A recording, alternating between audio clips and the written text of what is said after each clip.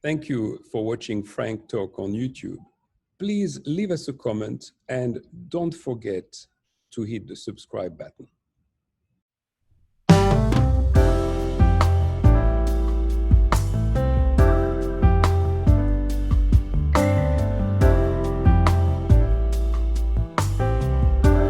Welcome everyone. I'm Albert Dadon, your host today, and I've got as a co-host Michael Danby, sitting in Melbourne. Hello, Michael. Namaste. And we have Chistoppher Pyne in Adelaide. Hello, Chistoppher. Albert, it's a pleasure to be with you again. And today we are honored to interview Senator Kimberley Kitching. And Kimberley has been elected as a senator replacing Stephen Conroy in Victoria. And she has been a formidable addition, I should say, to the Labour Party of Australia. Welcome to you, Senator Kitching. Bonjour Albert, merci. So, show off. yeah.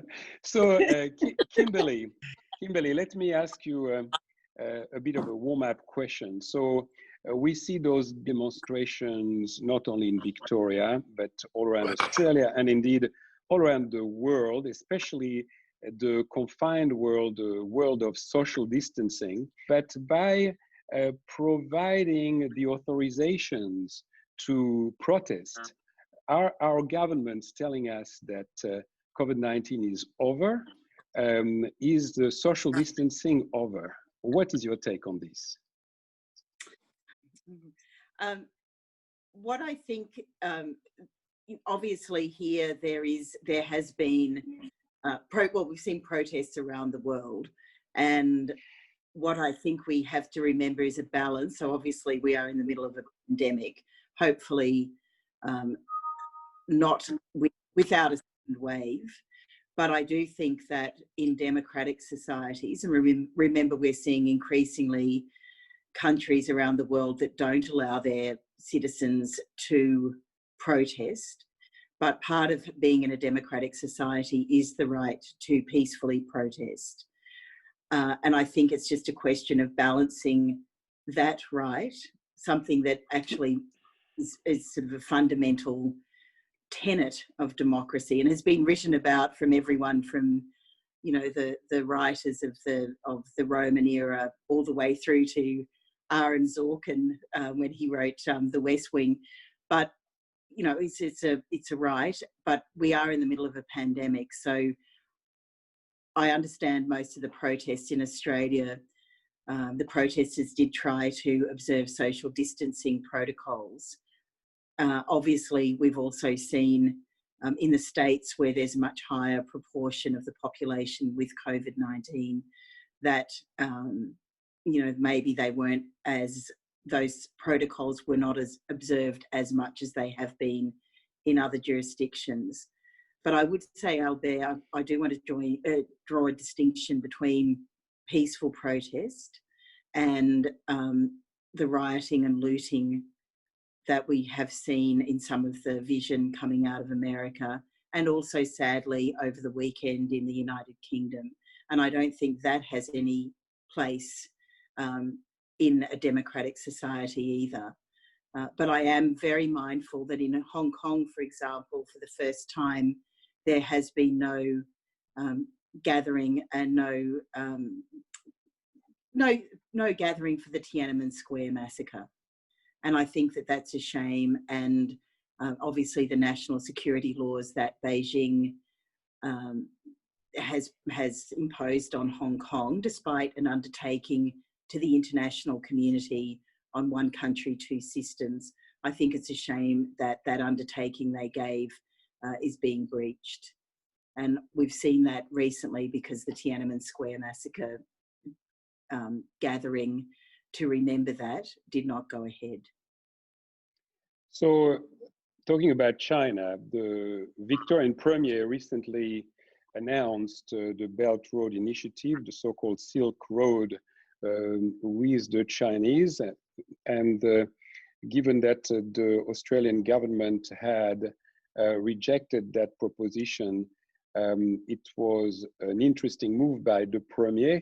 You were the first federal Labour member to actually denounce that. And in fact, it was interesting to note that your party was totally silent about it and just came up after about a week after you to actually denounce what the Premier of Victoria did.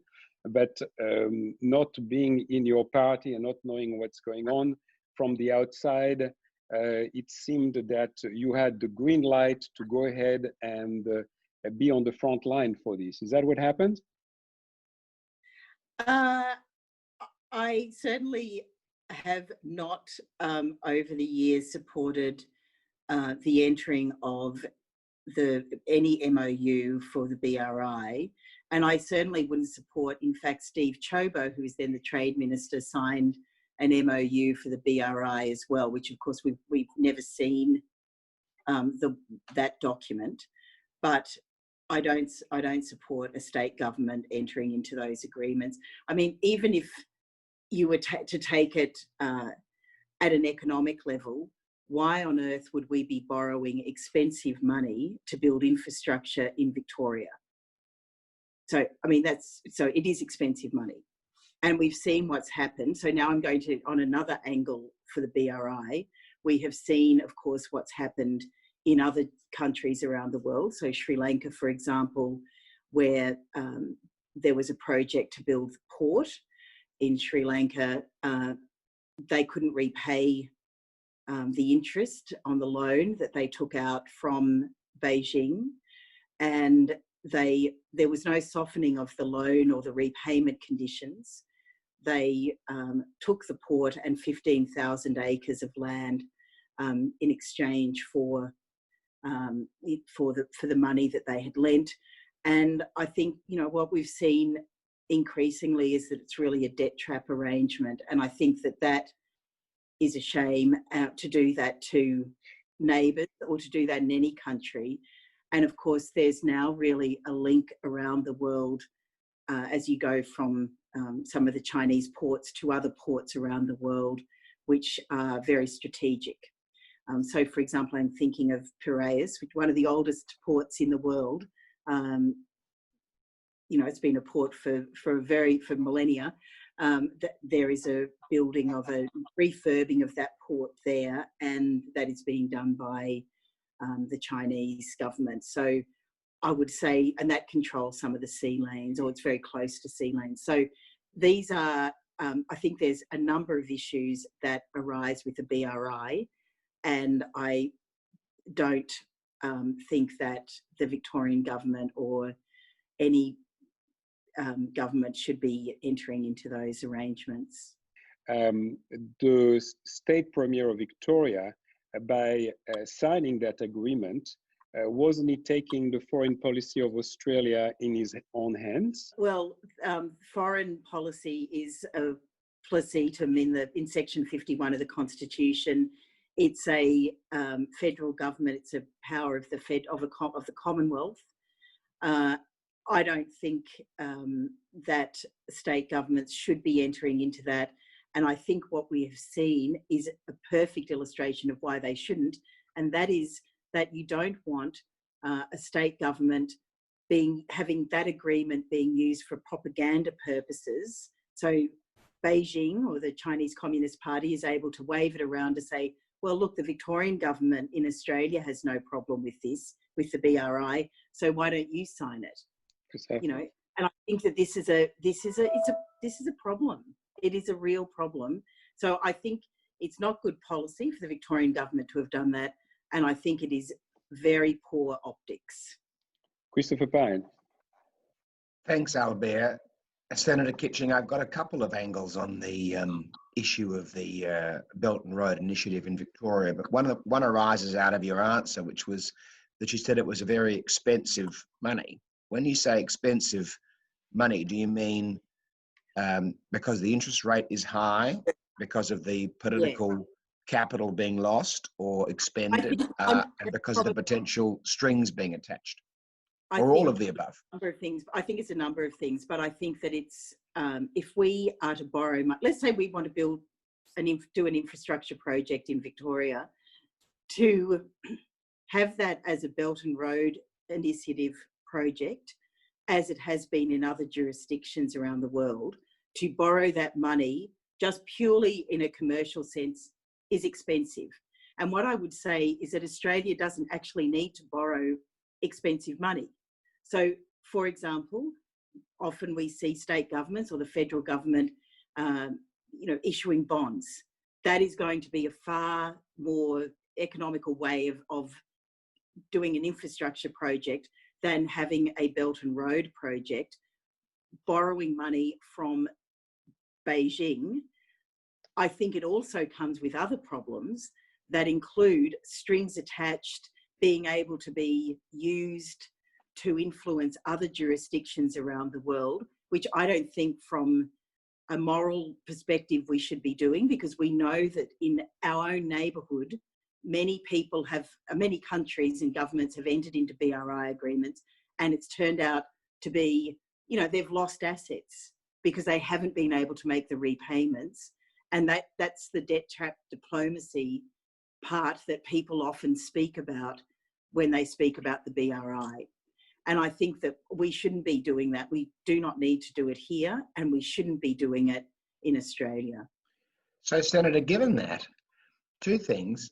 Does it surprise you that the Andrews government firstly allowed itself to get into the position where it was pursuing Belt and Road initiatives money, which was really designed mostly for the third world or for projects that couldn't otherwise gain finance? Does that surprise you that they would in the first place? And secondly, given the obvious public outcry, which is based on very sound thinking, why have they doubled down on it? Why haven't they reversed out of it? So to answer your first question, as I did rather preemptively, I don't think they. Yes, I think I think your first question was around the should they have entered into it, or should they be doing? No, I don't think they should have done it. I don't think they should have entered into it. I think it's a mistake to have entered into a second agreement, because remember, there's an enhanced agreement that they've also entered into. I think also that I think that it's unnecessary to be involved in this, and I think that you want to have a Commonwealth government making those decisions, because I think that they're probably privy. Firstly, it's based on our constitution, but also they're privy to more information. And I think what we don't want our neighbours having to hand over assets. And I think that we in fact don't want to be a part of being used as sort of a propaganda vehicle for that. So why aren't they trying to get out of it? Rather, I mean, in politics, if you make a mistake, the best thing to do is to try and get out of it, as opposed to double down. I mean, what do they know about China that we don't?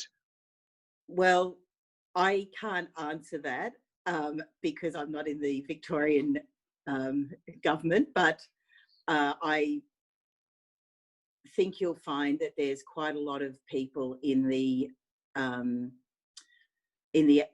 within the Victorian branch of the ALP who have concerns about it, and I think that I can't answer why they're doubling down, because I agree. I think, there's a really good book written by a Republican strategist called Hardball, and one of the chapters in that book is hang a lantern on a problem. You don't try to hide a problem, you deal with the problem, because it's actually usually the cover-up that kills you. In this case, I think that the Victorian government should sort of say, look, this has not been optimal. We're not going to enter into any projects, and we won't be doing anything further. But they haven't. I can't answer, Christopher, why they're not.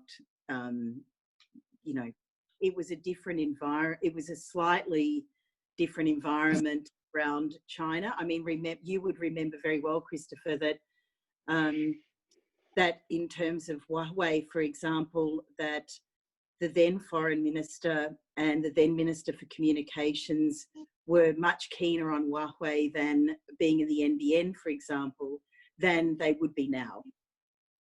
No doubt about it. Just one last question, Albert, and then let someone else have a go. But so usually a state government, when they make foolish decisions, they only affect the populace of that state, which is unfortunate. But and you hope not to be in that particular state. But there is a boundary of what they can do.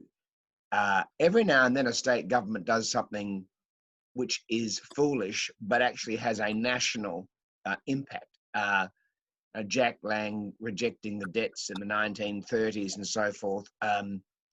This is actually has gone, while the aficionados and the commentariat have talked a lot about this Belt and Road Initiative in Victoria, it's actually a very significant thing for a state government to step outside the nation's foreign policy and cyber security policy to actually do something quite different to the rest of the nation. And I actually think if it wasn't for the COVID crisis, which has really blotted out the sun from a media point of view, this would be a much bigger scandal. And I wonder whether you think this will come back again, this story, to haunt the Andrews government, or whether you think it'll basically just, go away, or Labor will quietly kill it in Victoria.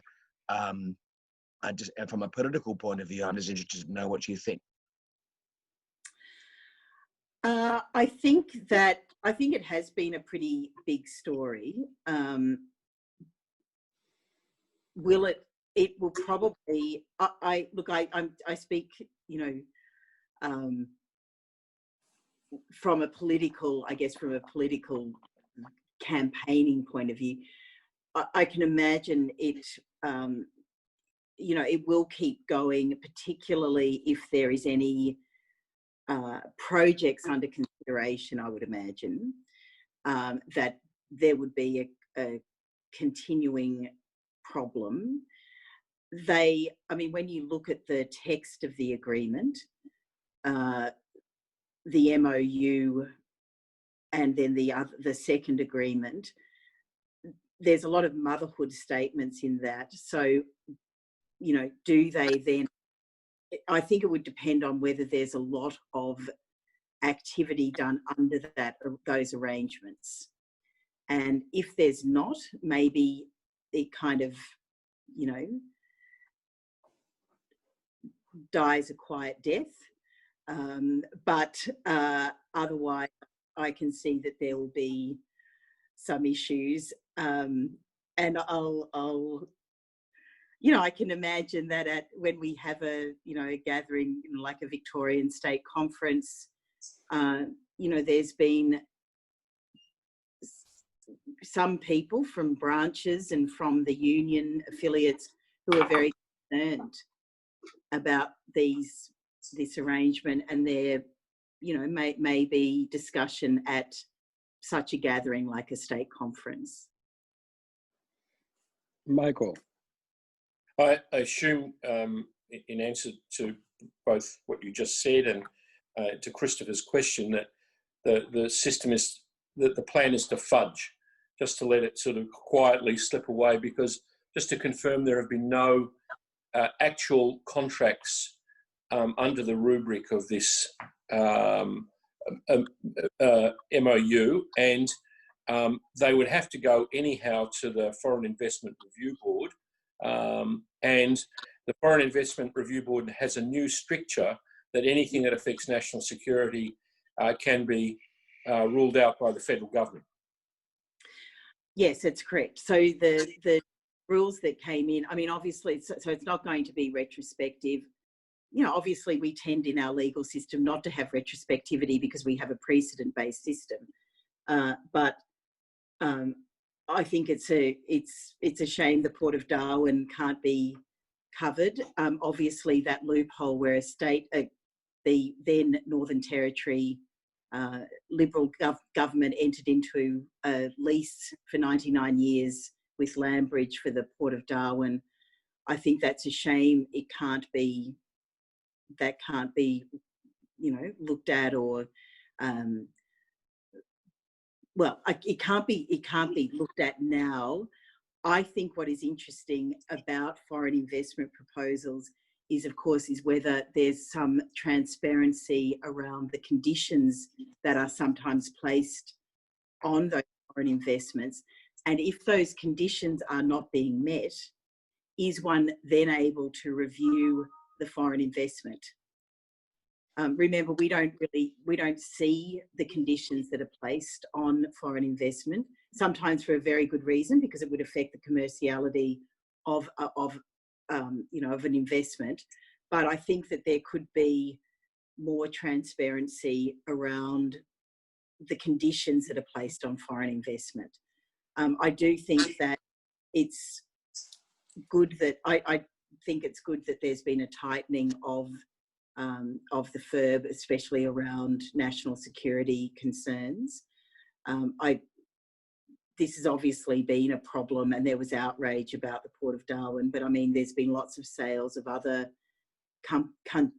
companies, so Bellamy's, for example, in Tasmania, which caused an outcry there. We should be looking at these proposals very carefully. But I would say, again, of course, is that we've had a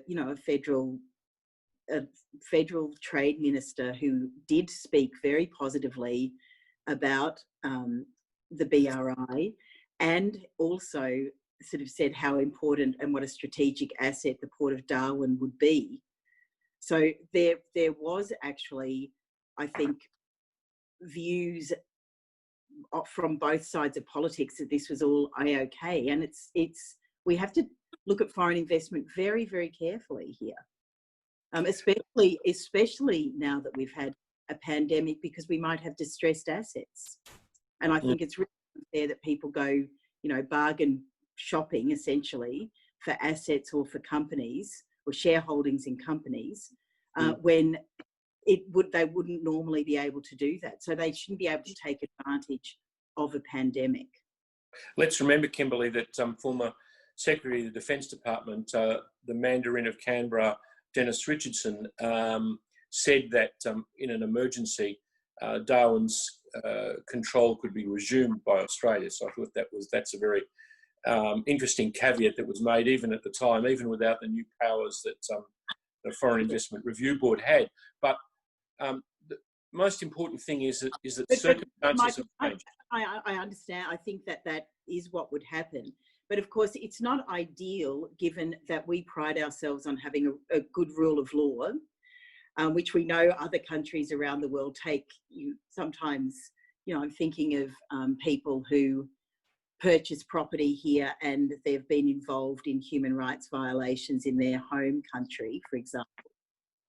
But we don't want to necessarily have to go to the step where we're renationalising because we haven't actually prepared well in the first place. So I think these changes to the foreign investment regime is actually really good, because I think it gives some clarity around that our strategic purpose in doing this is to have national security around assets or investments to be at the forefront. But the context has changed since Darwin was built. And I'll come to that in a second. But far be it from me to speak on Beijing's behalf. But in Australia, we want surely to have good Chinese investment, good trade with China. I noticed, although they're huffing and puffing like a paper tiger over tourism, which can't take place anyhow at the moment, that the iron ore price has gone up over $100, and they're buying Australian iron ore as fast as the ships can take it there. So that's good, and we shouldn't lose sight of the fact we want a good commercial relationship with them without handing over our sovereignty. Now, the change in context, the events in Hong Kong, the militarisation of the South China Sea, the sinking 2 weeks ago of a Vietnamese ship, the harassment of Filipino fishermen. All of this is being covered by the COVID crisis. But I noticed that you joined 750 parliamentarians around the world to ask China to adhere to its own basic law, which undertook that Hong Kong would be two countries, one system. One country, two systems. Sorry. Yeah. So we did. There was a letter prepared, and legislators from around the world signed it. I think it's important that we, say we're not going to accept this. Remember, China gave that undertaking to the international community that there would be one country, two systems. We do not want Hong Kong to be subject to, to rules, to laws that might be, people have sort of had to accept in Beijing, for example, but not in Hong Kong. But I think part of what is going on here is that Hong Kong used to be such a financial centre for China, and that's really diminished now. So there's less skin in the game in some ways, I think, for the CCP, and they're willing to do that. They're willing to sort of keep pushing, I think, to what they perceive as a threat from the Hong Kong people. And I think also the elections in January in Taiwan would have been a setback. Obviously, Dr. Tsai won very convincingly there. And even the KMT, the party that was always traditionally seen as more, as more pro-Beijing, even they, an ageing support base, pro-China policies, they know that that is not cutting through for them anymore. So I think we'll actually see a change in Taiwan, even in the KMT, even in the party that's traditionally been more pro-Beijing. Last question. Sorry, Christopher. Just on the weekend, your deputy leader Richard Marles opened the door to supporting the government on Hong Kong. It's highly educated investors and people accustomed to the rule of law and our kind of system coming to Australia under special circumstances, under a special category, like the UK has entered into. Has that developed any further? Has Labor supported, is the government actually supporting a quota of Hong Kongers coming here if the worst comes to the worst? I think so the government and the ALP have both pointed to existing visa arrangements. If the worst comes to the worst, I think that Australia would be very lucky to have Hong Kong people with their smarts and their capital to come here. And I think, we would benefit greatly, as we have benefited from immigration, over a long period of time. And in fact, as we have benefited from immigration from China, I mean, you think about the 1850s and the gold rushes in Victoria and the enterprise that developed from the Chinese miners. We have benefited from immigration and from all parts of the world. And, I have to say, this isn't always usual coming from a Labor politician, but I have to say kudos to Peter Dutton for being a supporter of the Yazidi community. Of course, they were treated in the most barbaric fashion by ISIS. And in fact, the United Nations said that was deemed a genocide of the Yazidi. I will never forget one of the first images coming out of the Middle East when ISIS was sort of attempting to have its, having its so-called caliphate, was an elderly Yazidi woman on a walker trying to run up Mount Sinjar. And I think we can all imagine an elderly relative trying to do that.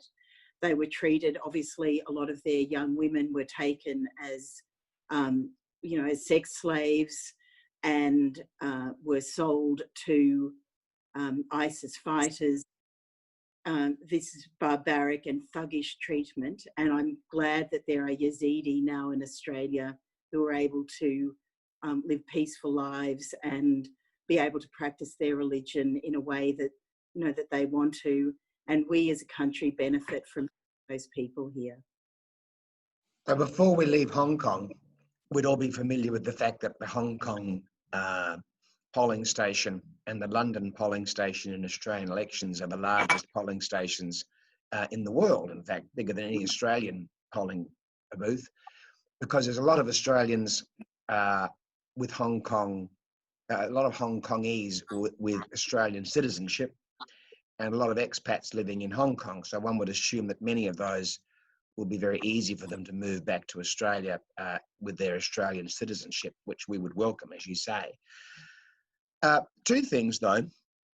I mean, I was in Taiwan last year for the Katagalan Forum, and as we all know, there's an ongoing debate in Taiwan about the intentions of China. And I'd be interested in your thoughts, although you've already said a little bit about it. I would suspect that the actions that the Chinese government has taken in Hong Kong, especially in the last week or so, would put paid to much of the commentary in Taiwan about China having benign intentions towards Taiwan becoming a full part of China again. And I think that will be very interesting how they react to that and build their own capability to defend themselves, and how China sort of crossed the Rubicon, if you like, with what they've done in Hong Kong about pushing out the time period in which they might be able to reunite with Taiwan. Because there was a time when the Chinese said, you see how we've treated Hong Kong, it's been calm, good, very little's changed. One country, two systems, Taiwan should look to that example. Well, Taiwan can now look to a different example. And I think it'll be interesting to see what time zone, what time frame China now puts around reunification with Taiwan. And secondly, and has Britain done enough? I mean, we talk about the world and what the world should be saying or doing about Hong Kong. But the treaty was with Great Britain. And Great Britain can't wash their hands of the fact that they signed that treaty in the late 1990s and handed over Hong Kong to China with certain commitments. And what can Britain do, or are we absolutely helpless? And did Britain basically sign Hong Kong's future when it signed that treaty 22 years ago? And this is just the inevitable outcome of China gaining its own territory back again, even after 100 plus years. Well, I'll start with your last question. The letter that was signed by a lot of legislators was really the brainchild of Chistoppher Pyne, who was the last governor of Hong Kong. So he was very involved in that. And, you know, I remember, because I read his book that he wrote just after he finished in that post. And one of the chapters because I just had never thought about it before, so I think it'd be late 90s. You know, he said that China and India will have there will be an argument at some point, perhaps with military force, about water rights between China and India. And I thought, I remember thinking, that's you know, two populous nations, that won't be very good. And what are we seeing in the last week or so? We're seeing the massing of troops by China along the Indian border. So I think in some ways that was quite prescient. I think if people knew at that point that China was going to be perhaps sort of forceful around their interests being served, then I think that, you know, there is a responsibility to ensure that Hong Kong is supported and the arrangements that were entered into at that time are supported. great. At the moment, the British Parliament is debating the British overseas citizens and their right to return to the UK. My understanding is that was being debated in the Lords at the moment. I think at the moment it is being debated in the Lords. So we'll see what happens with that. Do I think that, I mean, the fact is, after Tiananmen Square, we had a very good example here with Bob Hawke offering asylum to those students who were affected. And I think we need to look to examples like that to perhaps start to think about what we are going to do if the PLA moved into Hong Kong. Now, remember, they've increased their presence there. Remember, they have a barracks there in Hong Kong, and from drone footage, it looked like they were increasing their numbers. So I don't think that is a very good sign. But I do think that the UK, well, I mean, the UK entered into an agreement in good faith. One hopes that all parties enter an agreement in good faith. So I think we need to ensure that Beijing knows the world is watching. Moving to your questions around Taiwan and the time frame for reunification, I agree. I think it's really interesting that, they were saying, oh, look, there's nothing to see here, nothing to worry about. Look at Hong Kong, it's still worked out so beautifully. But of course, what we do know is that Hong Kong booksellers who were abducted for selling, literature that the CCP didn't agree with, have moved to Hong Kong. So we know that there's a movement of people from Hong Kong to Taiwan already. And people do vote with their feet. I mean, we know this from previous historical examples from the last century, for example. So I think President Xi has perhaps been, I'm not sure he would ever fit the traditional definition of a communist, but I think that he has turned out to be quite a Han nationalist. And I think that in terms of that, there may be a desire to reunify all parts of what the CCP considers all parts of China. And I think then that puts other countries in the position of having to think through what they would do in that situation. Now, someone has said to me that, perhaps Taiwan, while everyone's diverted to America and what's been going on there in the last few weeks, that if China has the opportunity, so this is from a China expert, if China had the opportunity, they might invade Taiwan. I'm not sure that's right, because it occurs to me that perhaps that might, if you've got a nationalist campaign being run in China and perhaps a nationalist campaign being run in the United States, it might not happen before November in any event. Well, it might be catastrophic as well, right? It might be catastrophic, but of course that Taiwan has entered into an agreement to purchase planes and other military hardware from the United States. So I think there is a view that they do need to be able to defend themselves.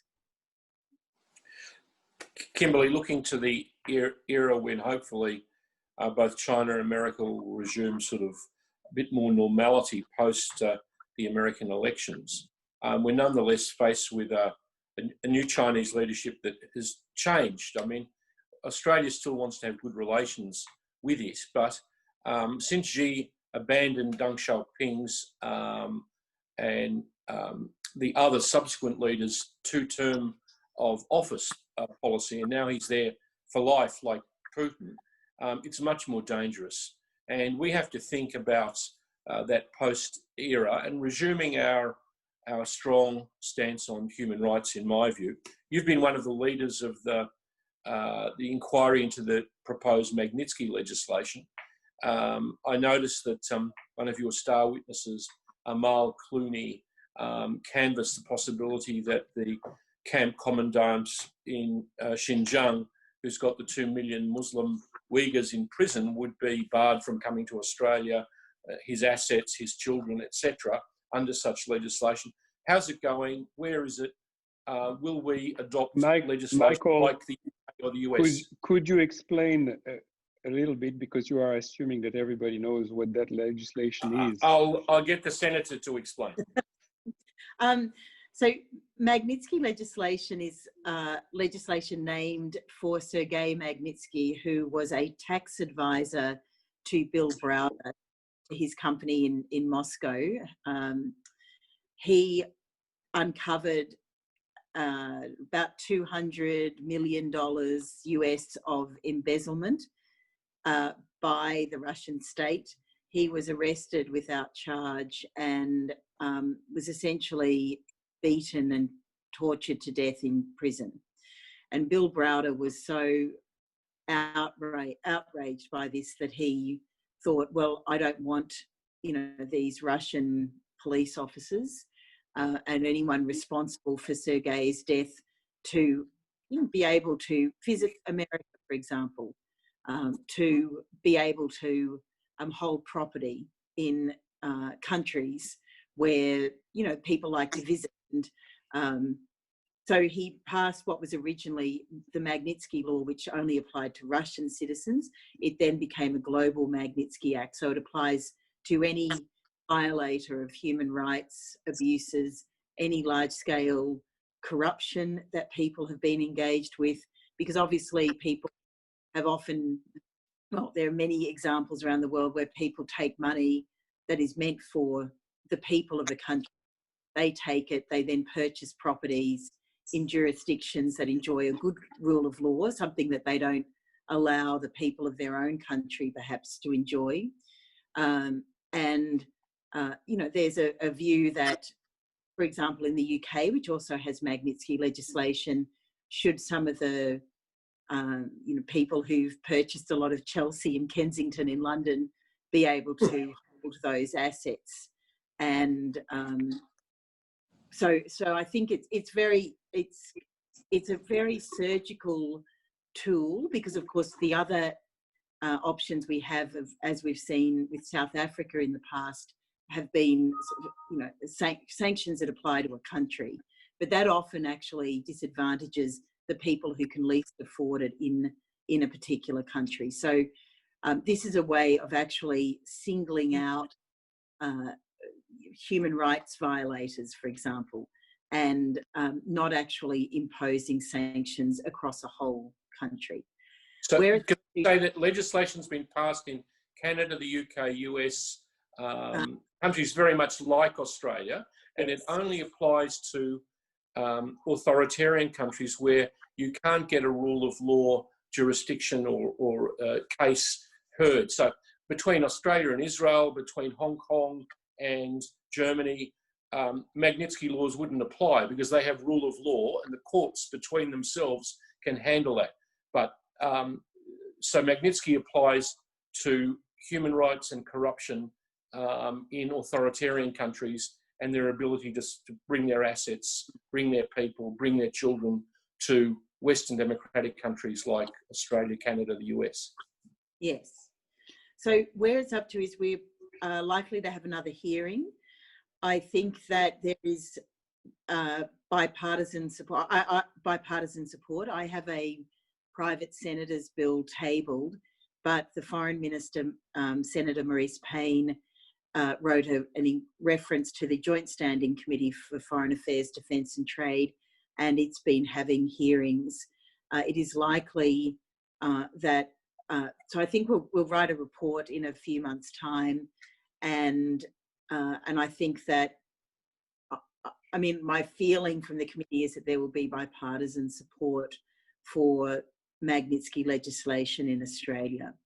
Good. And I think it will be a great achievement to have that legislation here, because obviously we are a country where it's desirable to hold assets, where it's a very safe place to hold assets. We have, good rule of law, good land title system. But should we actually be saying to people, you can use our systems to actually further your ill-gotten gains, or actually we think that your behaviour is so egregious, we don't want you visiting here. And I think it's important that we stand up for the principles that we abide by, that make our country great, that make Western liberal democracies great. And I think that we should have this legislation to ensure that those principles are carried through. Very good. Going back to domestic politics, if you don't mind, Senator Kitching. I love politics of all descriptions, Albert. I beg your pardon? I beg your pardon? I love politics of all descriptions. So I know you do. I know you do. We can jump from subject to subject, and you seem to be comfortable on everyone. So in regards to COVID-19, we've seen the government response. We all know what that was.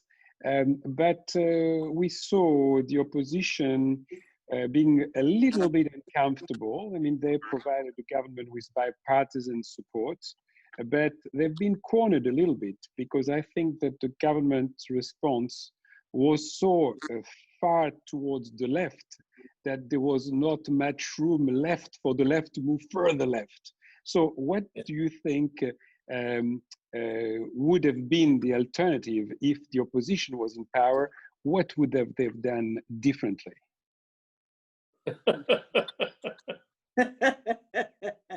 Nothing. That seems like a very, very innocent question. It's not. It's not. Totally innocent. I'm always the innocent bystander. Oh, good. Well, I mean, I wonder if, and I'm going to give you my view. I think that, we could, one of the things that occurs to me is obviously, and I mean, it's just, I think there's a view, and I think we should be making, we should have better industry. We should be making things here. I wonder if we should be doing value-added steel production again. These are, that's one part of it. I think in response to COVID-19, we've seen that some of our supply chains are not as reliable perhaps as they should be. I think it depends on the level of market intervention by government that people are comfortable with, because, government has a great economic lever in the fact that it has procurement, does a lot of procurement. And so how do you actually get balance in terms of that going forward to restart an economy? And I think all sensible people in politics want a strong economy.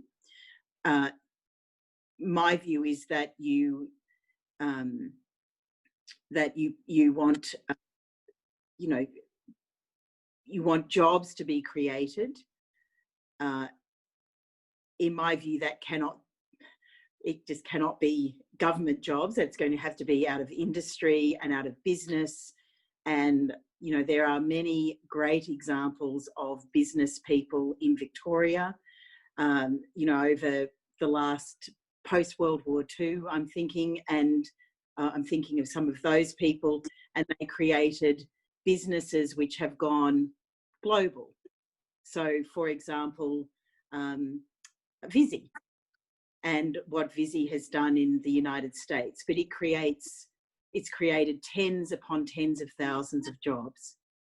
So we need to actually have, I think, some sort of strategic thought and policy development around manufacturing, whether that is because of a response, in fact, to COVID-19. So whether that's PPE, pharmaceuticals, we may need that. but I also think we should look at what we were once. You know, we were world leaders in value-added steel production here, and I wonder if we should be looking at those sort of industries again. And I think that also comes to something that, of course, Chistoppher is far more familiar with than I, and that is obviously defence policy. And I think that is something that we should be looking at as well. And defence obviously is the largest procurer in the Commonwealth. So Senator I think Kitching, out of a complete fate of accident, I could be said to have been 4 years ahead of my time with the coronavirus striking without any knowledge of it coming. Because obviously defence industry is a tremendous opportunity, and for value adding to steel, exactly as you pointed out. But I actually have a question about coronavirus too, but it's not about the Federal Labor Party. I am curious about why the Victorian state government has adopted such a different approach in recent weeks, particularly to the reopening of the economy. And I don't want you to be placed in the position where you're routinely criticising the Andrews government, but it seems odd to me that you know, the Marshall government, the Berejiklian government, even the McGowan government are much more forward-leaning for opening up than the Andrews government. And I can't. Why? What's the unique about Victoria? I mean, lots of things, but tell me why the Andrews government is doing this quite different approach in recent days and weeks. Look, I think it's well, we have had cafes have reopened, and you can now. You're thinking about your next pre-selection, but you don't have to worry about your pre-selection. You'll always have a job with the Institute for Strategic Leadership. Maybe there is no answer for that.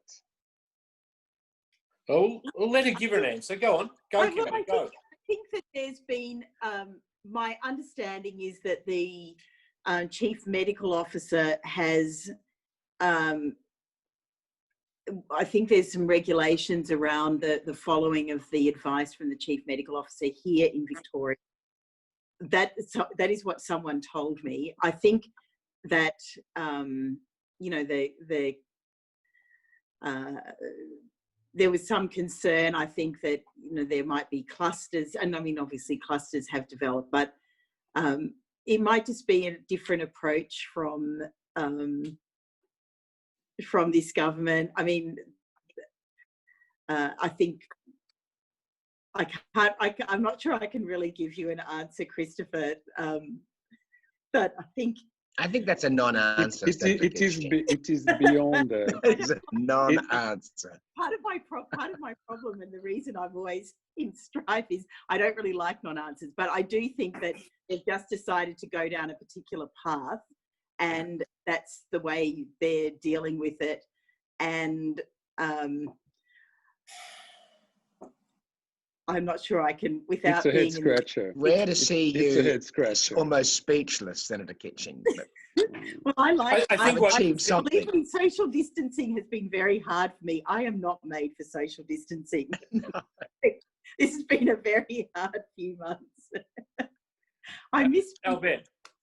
I think what Chistoppher's hinting at, Kimberley, is that the Victorian state government is less pro-business than elsewhere, even West Australia. That may be a valid point of view. I'm not sure. It is a complete valid point, not only during COVID-19, but before, and it will probably be after COVID-19. I mean, during this COVID-19, let me remind you that the CAFMAU members have been totally okay to go to work and not social distance. They've been in construction sites. There's been no problem with that. So we just find that there is always a double standard with Mr. Andrews, and he's just very lucky that his opposition is not very strong. And it seems to me that he's becoming increasingly cocky, because it feels like if he thinks he's invincible. Albert, I can't resist with all of the other three of you being French speakers to turn back to defence policy and to look at our, especially with our former defence minister and our person on defence appropriations, look at our French submarines, which are being built in South Australia and part of this industry perspective. Don't we have a problem in that sense that the issue with China has become more sharp, and the amount of time we need to get these submarines in the water is longer? Isn't that a problem, those two facts, that sort of Chinese aggression and do we have that capability in enough time? I've lost Christopher. Me too. Albert, have you lost yes, I have lost Christopher. He's going to reconnect, I'm sure. He had problems connecting in the first place. I hope I haven't embarrassed him with the French question. Well, I think the... Do you three all speak in French together, by the way? Quelquefois. No, not me. You, Albert and Christopher. Non, je n'ai jamais parlé en français avec Christopher. Je ne savais même pas qu'il parlait en français. But in any case, that was an interesting question, Kimberley, about the time that it will take to build those things. What do you think? I think we need the capability, and I think that